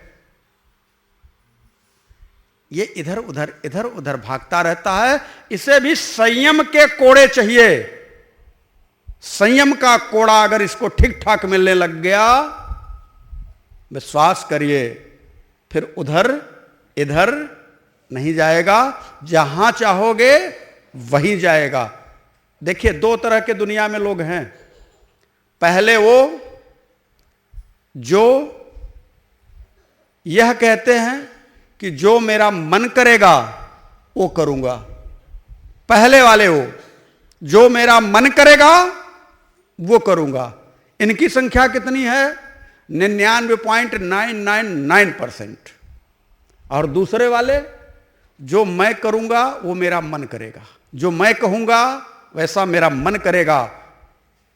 और जिस दिन आप उस वाले गोल में चले जाएंगे कि जो मैं चाहूंगा वो मेरा मन करेगा, मैं अपने मन का गुलाम नहीं हूं, मन मेरा गुलाम है, जिस दिन आप इसी स्थिति को उपलब्ध हो जाएंगे, उसी दिन आप समझ लीजिए ब्रह्म विद हो जाएंगे, ब्रह्म को जान जाएंगे, साक्षात्कार हो जाएगा, तद्रूपता आ जाएगी। सिर्फ मन के तरंग को संभाल लो, फिर हो गया भजन। मन की तरंग को संभाल लो, हो गया भजन। मन को रोक लो, मन ही आपे जगत बनाकर ऊंच नीच भरमाया, संतो मन का आया जाया। यह मन रुकेगा कैसे? कहा सत्संग में जाओ, कथा में जाओ, व्यथा नहीं, कथा में जाओ, सत्संग में जाओ। जब सत्संग में जाओगे तो क्या होगा? कहा जिस दिन से सत्संग तुम्हारे अंतर हृदय में उतरना शुरू होगा। देखो सत्संग की दो स्थिति है, एक सुना दूसरे कान से निकल गया। महाराज जी ने क्या सुनाया? अरे बताया था, वो ध्यान नहीं आ रहा है। अच्छा एक बात बताओ, कोई व्यक्ति आपको देख लेने की धमकी दे तो सुबह से लेकर के शाम तक आपको याद रहता है, देख लेने की धमकी मिल गई है। और संत ने कोई सत्संग सुना दिया, आपको याद नहीं है। क्यों? क्योंकि आपकी वृत्ति जो है वह उसी तरह की है, इस तरफ आप जाना नहीं चाहते। लेकिन जैसे ही आपके अंतर हृदय में सत्संग उतरना शुरू होगा, सत्संग के लिए आप अपने आप को रोक नहीं पाओगे। हमारे हनुमान जी महाराज क्या करते हैं? जहां राम की चर्चा हुई वहां बिना बुलाए पहुंच जाते हैं। और आप हैं, आपके बगल में राम कथा हो रही है, कोई कह भी देगा अरे राम कथा हो रही है बगल में, अरे चिट्ठी उट्ठी आई थी, राम कथा हो रही है और चिट्ठी की प्रतीक्षा। इसका मतलब आप व्यवहार जगत का निर्वहन कर रहे हो, आप सत्संगी नहीं हो सकते। तो जिसके अंतर हृदय में सत्संग उतरा, विश्वास करिए उसकी कीर्ति, उसकी श्रुति कीर्ति उसके जीवन में उसका संग देने लगेगी। सत्संग रूपी शत्रुघ्न की धर्मपत्नी का नाम श्रुति कीर्ति है। उसके जीवन में उसकी कीर्ति बढ़ जाएगी, उसके बारे में लोग जानने लग जाएंगे। अरे वाह, क्या बात है भैया, अब तो बड़े सत्संगी हैं। कितने लोगों का तो नाम भी पड़ जाता है, साधु हैं भाई, सत्संगी हैं, या कुछ और नाम पड़ जाता है। सत्संग को सुनते सुनते, अंतर हृदय में उतारते उतारते श्रुति करते हैं, सुनते हैं, तो क्या होता है, कीर्ति बढ़ जाती है। इसलिए सत्संग रूपी शत्रुघ्न के साथ में कौन आई, श्रुति कीर्ति। फिर दूसरे भैया हैं लक्ष्मण, शत्रुघ्न से बड़े लक्ष्मण हैं। नीचे से चल रहा लक्ष्मण का मतलब क्या है, जब आप सत्संग सुनेंगे तो क्या मिलेगा, बिनु सत्संग विवेक न होई, बिनु सत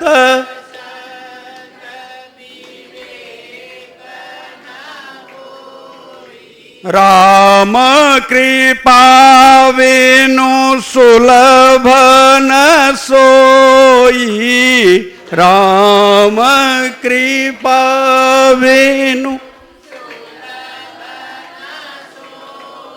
जैसे ही आपके जीवन में सत्संग आया, आपकी कीर्ति बढ़ी, विवेक जागृत हो गया। सत्संग क्या करता है, विवेक ले आता है।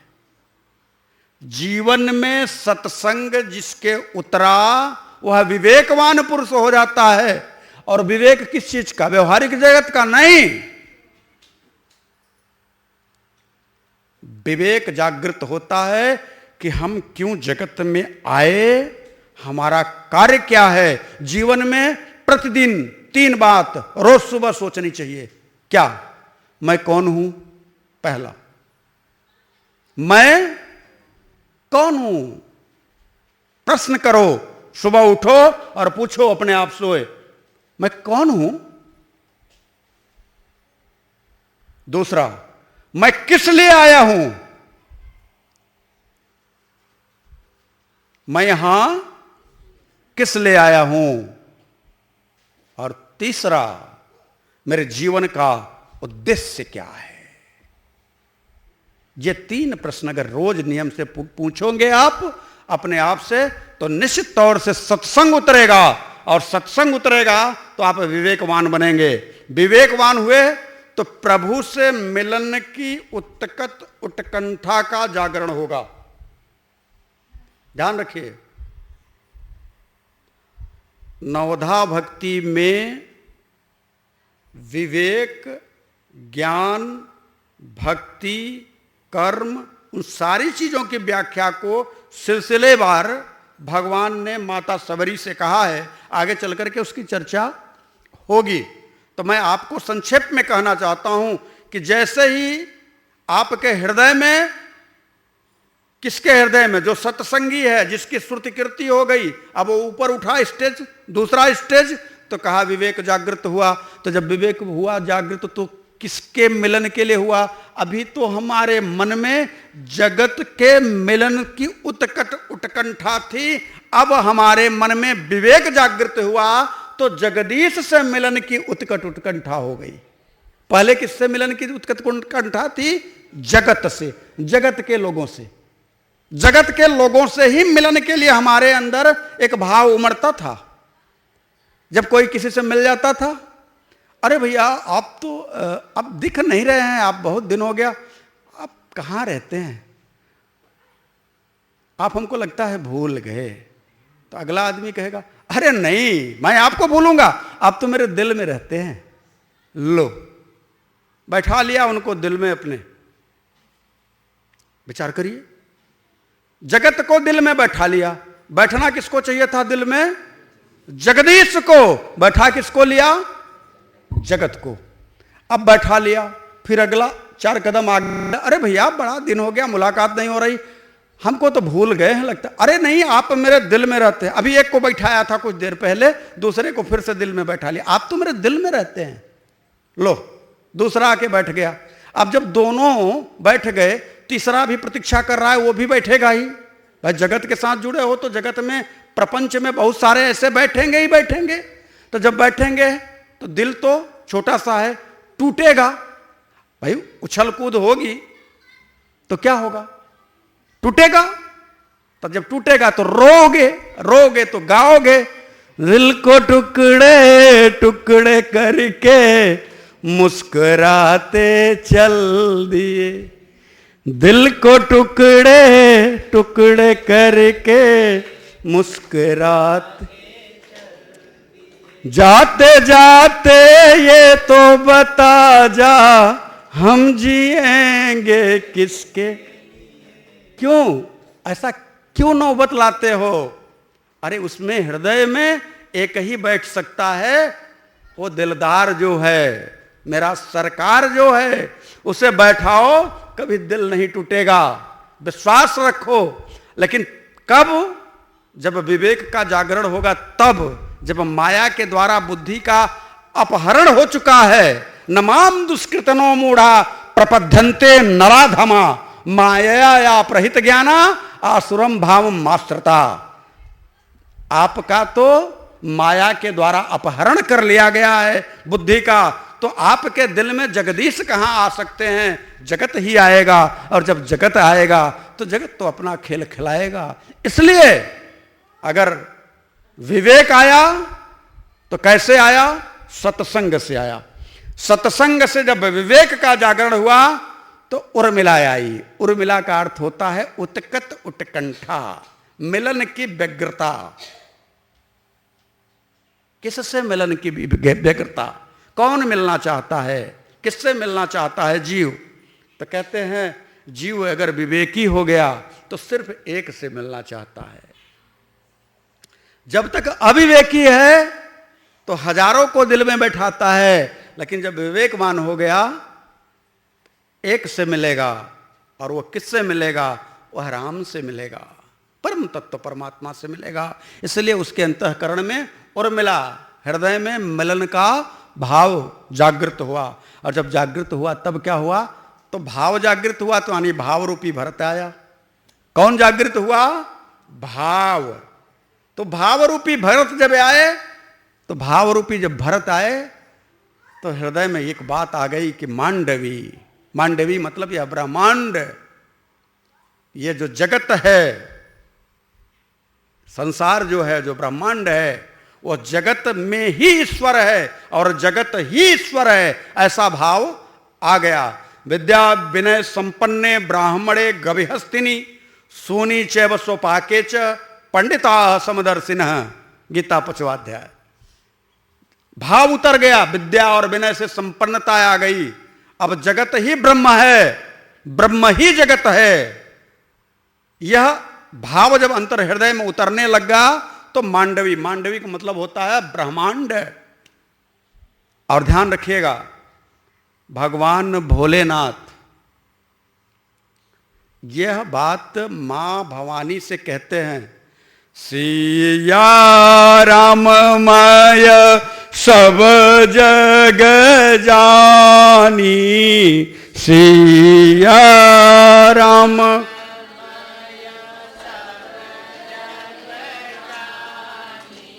सिया राममय सब जग जानी, सी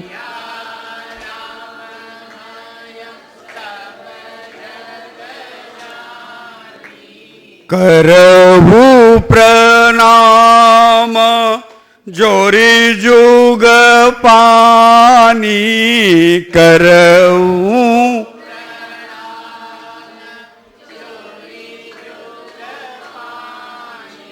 करहु प्रणाम जोरी जुग पानी।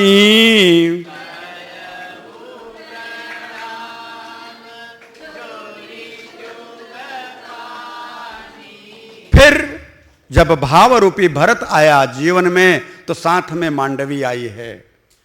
तीन आकर के खड़े हो गए।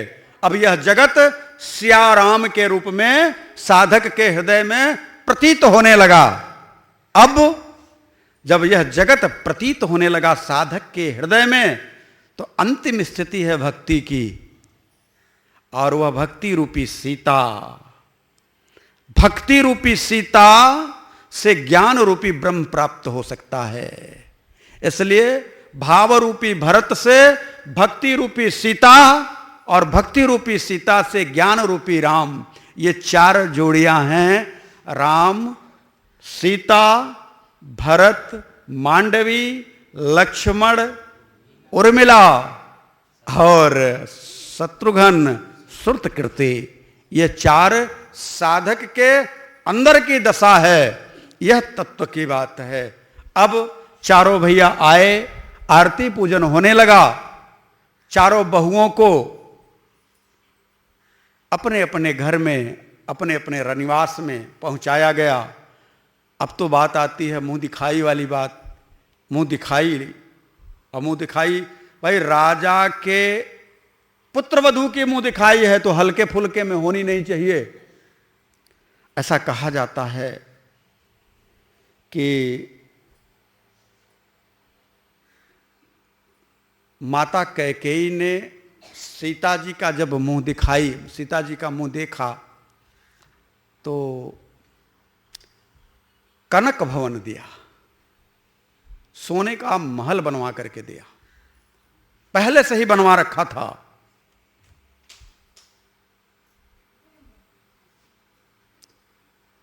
कैकेयी ने सीता जी के लिए कनक भवन दिया। अब सुमित्रा जब सीता जी का रूप देखती हैं तो मुग्ध हो जाती हैं। अब मुग्ध होकर के कहती हैं हम इन्हें दें क्या, हमारे पास इन्हें देने के लिए कुछ ऐसा नहीं है। तो संत कहते हैं कि उन्होंने अपनी चूड़ामणि उतार करके दिया, और जब चूड़ामणि उतार करके सीता जी के बाल में लगाया, सीता मुस्कुरा पड़ी, चरण पड़ी सुमित्रा के। सुमित्रा ने कहा अभी हमारा मुंह दिखाई पूरा नहीं हुआ है बेटी, और दौड़ के गई, लक्ष्मण का हाथ पकड़ा और ला करके सीता के चरण में डाल दिया।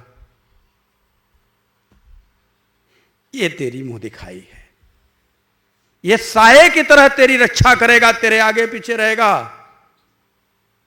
इसके जीवन में तुम्हारे और राघव जी के अलावा कोई नहीं है, यह मैं तुझे वचन देती हूं। विचार करिएगा, एक मां अपने पुत्र का हाथ पकड़ करके, उर्मिला बैठी है, पुत्र का हाथ पकड़ती हैं मां सुमित्रा, और ले आकर के दोनों युगल सरकार के सीताराम जी के चरणों में लक्ष्मण जी को डाल देती है। और यह बात आगे के प्रसंग में आएगी।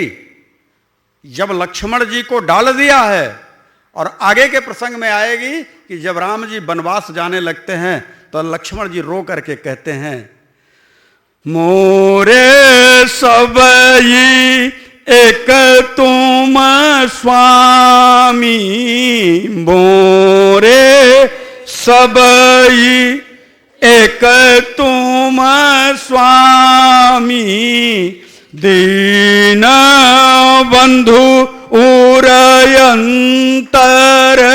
यामी, दीन बंधु उरयंतर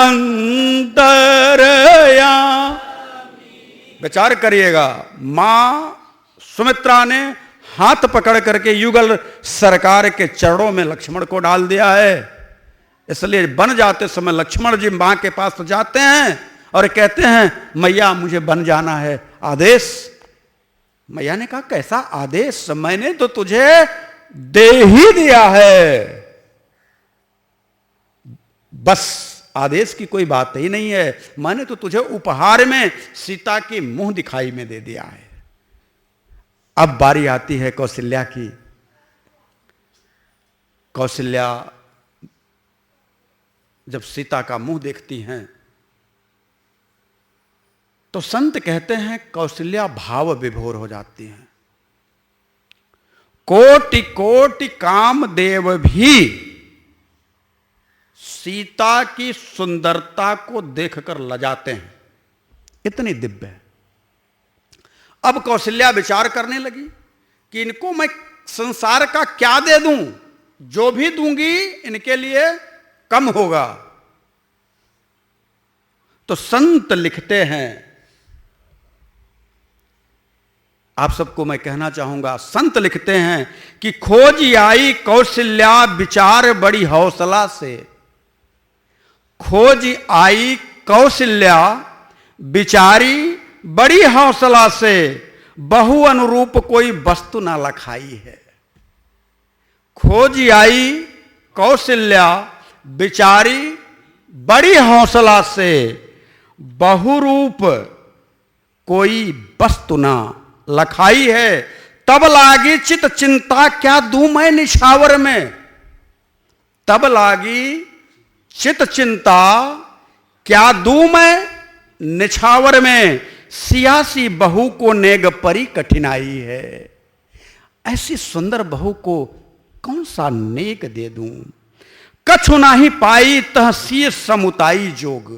कुछ नहीं मिला, कुछ देने लायक मिला ही नहीं।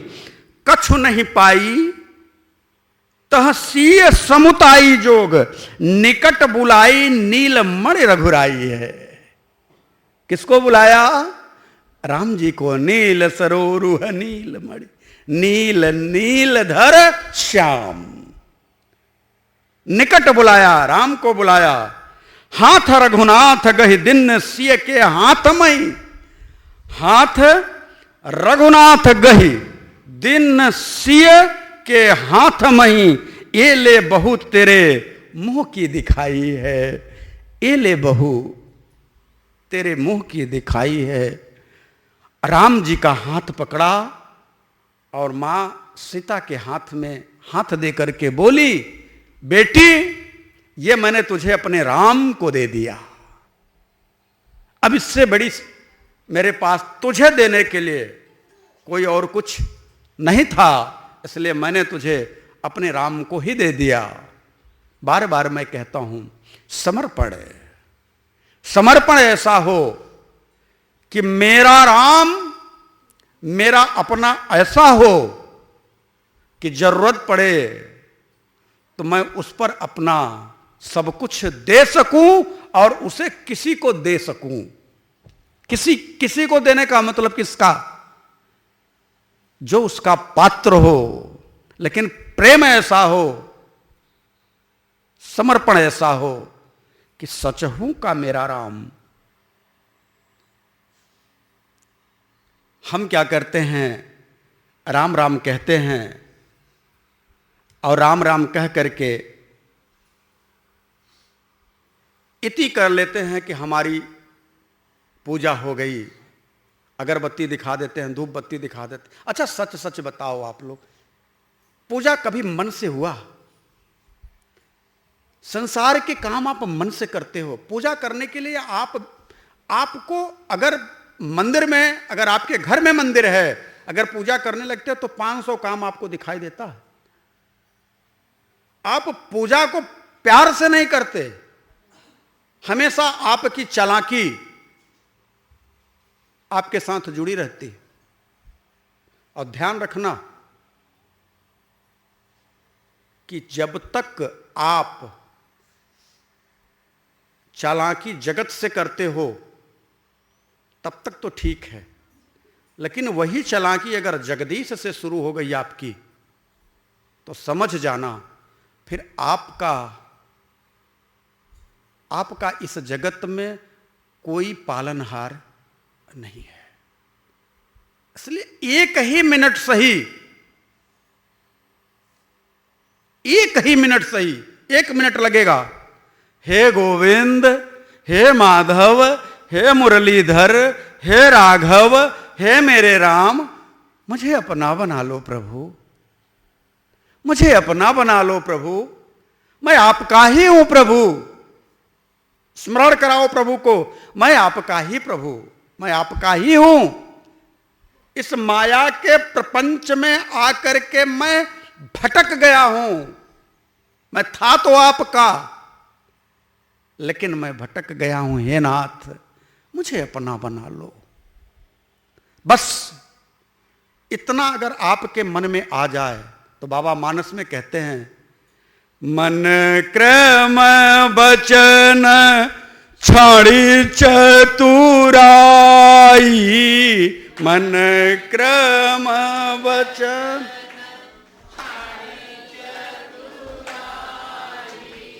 मन क्रम वचन छाड़ी चतुराई।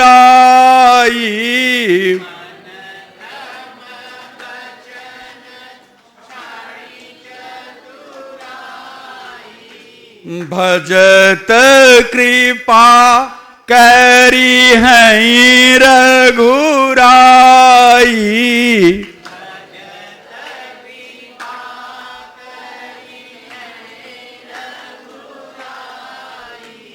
भजत कृपा करी है रघुराई।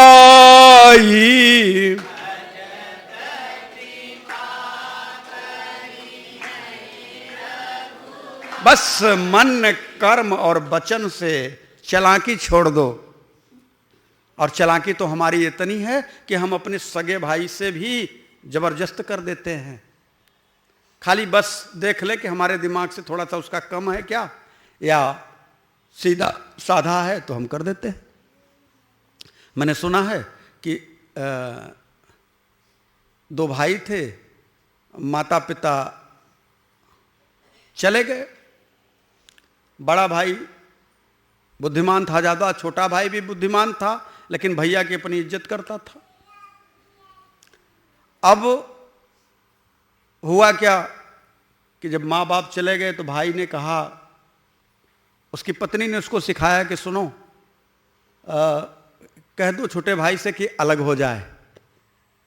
अलग होने के लिए छोटे भाई के पास बड़ा भाई आकर के कहा कि अलग हो जाओ। उसने कहा भैया अलग कर दो, हमारे पास है क्या। बोले देखो घर में तो कुछ है नहीं, तो फिर अलग काहे का। कहे भाई जो भी है उसी में अलग हो जाओ। तो बोला ले दे करके एक ठो भैंस है, एक ठो कंबल है, तो आप ही बंटवारा कर दो भैया, जैसा कहोगे वैसा मैं करूंगा। भाई ने कहा ठीक है, मैं बंटवारा कर देता हूं। देखो ये जो कंबल है ना, दिन में तुम्हारा रात में हमारा। कंबल जो है वो दिन में तुम्हारा और रात में हमारा। अब बचाओ, दिन में कंबल की क्या जरूरत है बेचारे को। बंटवारा हो गया। कहा भैया भैंस का। बोला भैंस के लिए आगे का पोर्शन तुम्हारा, पीछे वाला हमारा।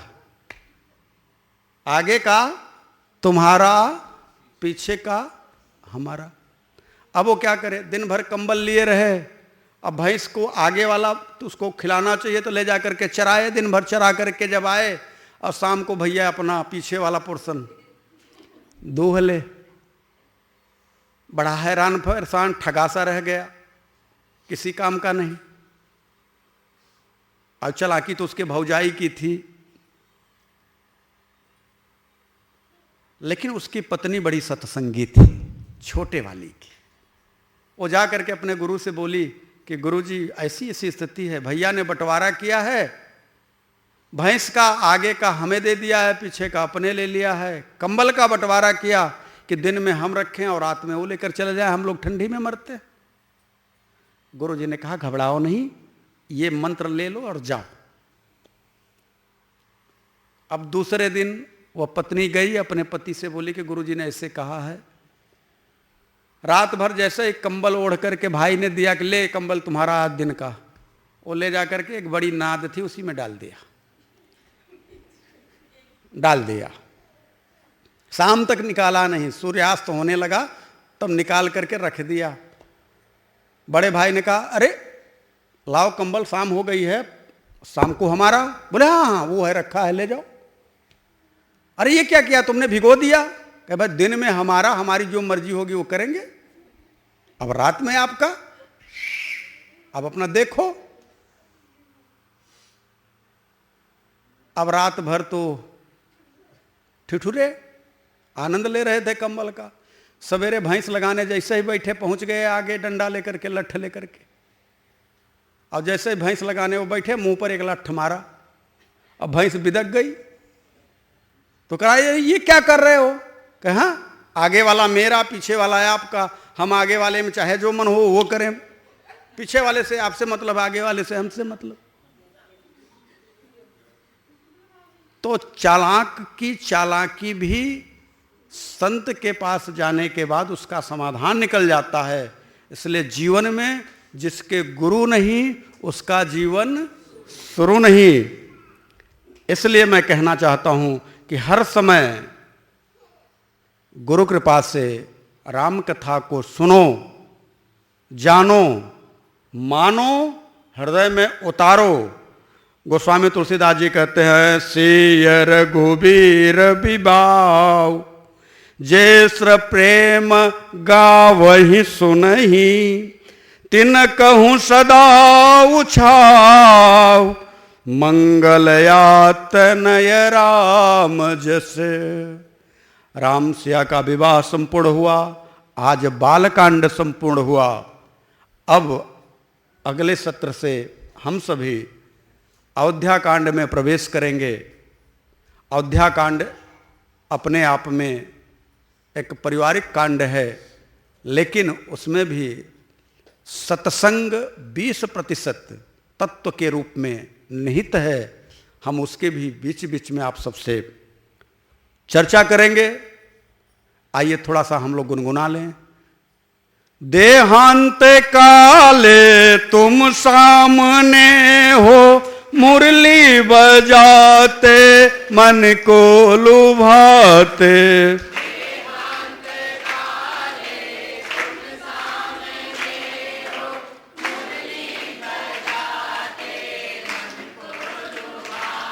देहांत काले तुम सामने हो, मुरली बजाते मन को लुभाते।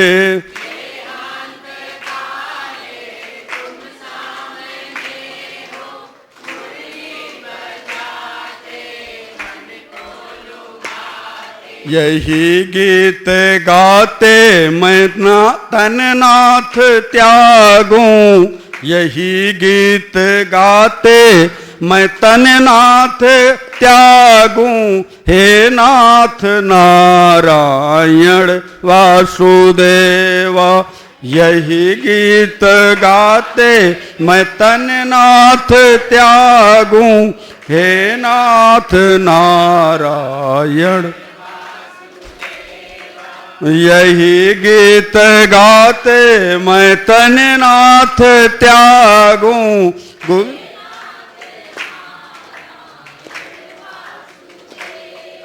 हे नाथ नारायण वासुदेवा,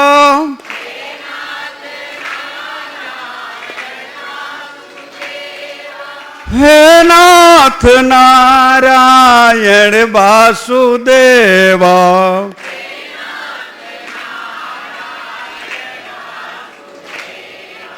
श्री कृष्ण गोविंद हरे मुरारे, हे नाथ नारायण वासुदेवा।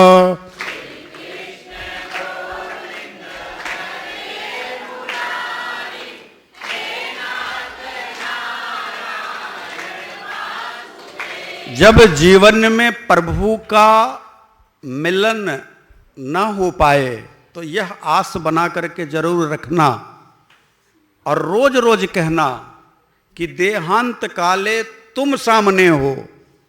किस अवस्था में हो? मुरली बजाते मन को लुभाते। और ये कब संभव होगा? जब हर पल हर घड़ी गुनगुनाते रहोगे, श्री राम जय राम जय जय राम, श्री राम जय जय राम, श्री राम।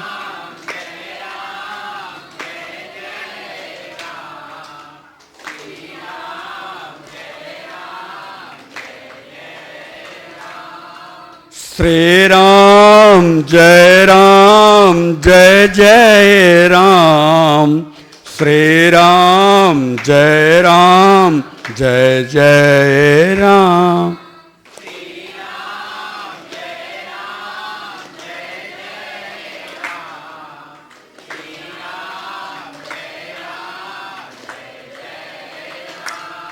जय रघुनंदन जय सिया राम, रघुपति राघव राजा राम। जय रघुनंदन जय सिया राम, रघुपति राघव। जय रघुनंदन जय सिया राम, रघुपति राघव राजा राम।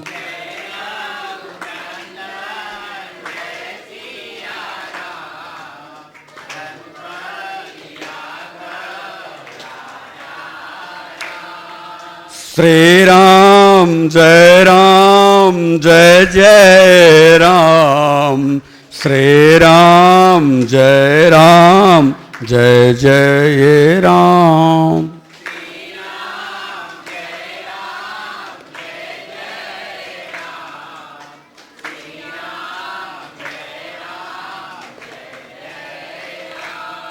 श्री राम जय जय राम, श्री राम जय जय राम।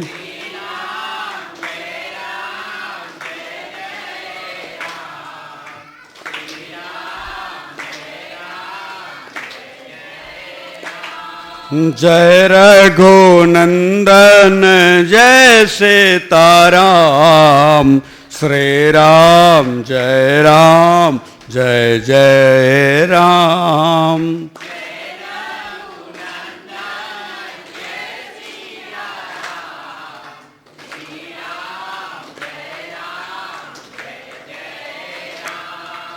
जय रघुनंदन जय सिया राम, श्री राम जय जय राम।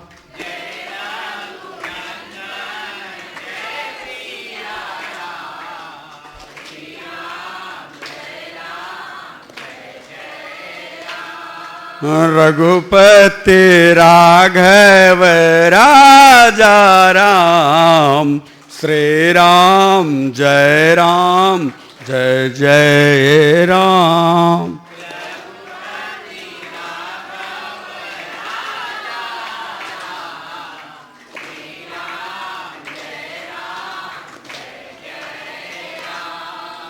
पतित पावन सीताराम, श्री राम जय जय राम।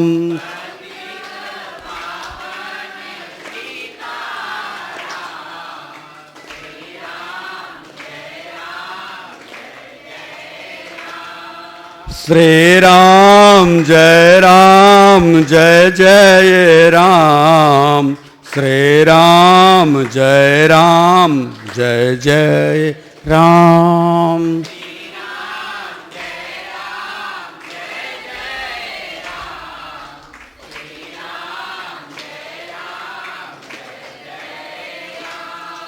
आज के लिए बस इतना ही। हरि ओम।